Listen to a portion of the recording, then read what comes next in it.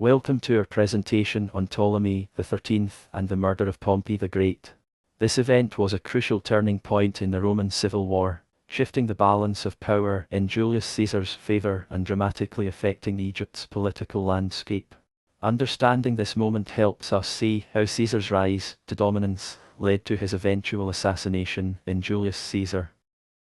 Ptolemy XIII Theos Philopator became the ruler of Egypt in 51 BCE after the death of his father, Ptolemy XII. However, he did not rule alone. His older sister, Cleopatra VII, was meant to co-rule with him. Ptolemy XIII's advisors, particularly his regent Pothinus, sought to remove Cleopatra and make Ptolemy the sole ruler. By 49 BCE, they succeeded in forcing Cleopatra into exile, leaving Ptolemy XIII as the primary ruler of Egypt.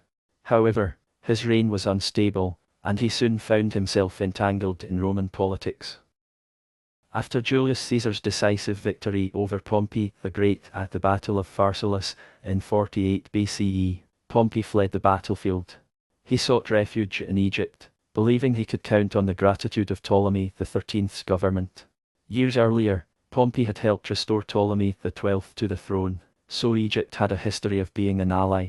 However, Egypt was politically divided, and Pompey's arrival placed Ptolemy XIII in a difficult position.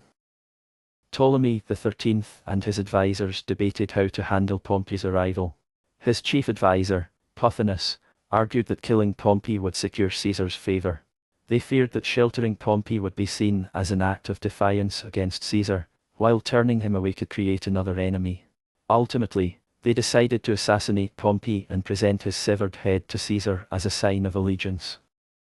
On September 28, 48 BCE, Pompey was invited onto a small boat by Egyptian officials near Pelusium. As he stepped ashore, he was suddenly attacked and stabbed to death. The main assassin, Lucius Septimius, was a former officer under Pompey, making the betrayal even more shocking. His body was left on the beach, and his head was cut off and preserved for presentation to Caesar. His wife, Cornelia, watched helplessly from their ship offshore.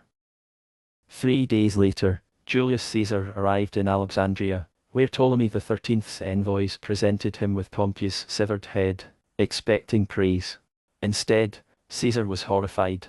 He reportedly wept at the sight of his fallen rival, not because he mourned Pompey personally, but because a Roman consul and great general had been murdered by foreigners. He ordered Pompey's remains to be given proper funeral rites and quickly turned against Ptolemy XIII's government. Caesar's disgust at Pompey's murder changed Egypt's political future. Instead of rewarding Ptolemy XIII, Caesar sided with Cleopatra VII, helping her reclaim her throne. This led to a civil war between Ptolemy XIII and Cleopatra, with Caesar supporting Cleopatra militarily. In 47 BCE, Ptolemy XIII was defeated and drowned in the Nile while attempting to escape. Cleopatra took control of Egypt, now allied with Rome under Caesar's influence. The murder of Pompey reinforced Caesar's image as a leader who valued Roman honor and tradition. It also demonstrated how political betrayal often backfires. Ptolemy XIII believed he was securing Caesar's favor, but instead, he sealed his own fate. The themes of loyalty, power, and betrayal in Julius Caesar closely mirror the real-world events of Pompey's assassination, showing the timeless nature of political conflict. Thank you for following along with this presentation. Understanding Pompey's murder and its aftermath helps us see how the power struggles of history shaped the dramatic events in Julius Caesar.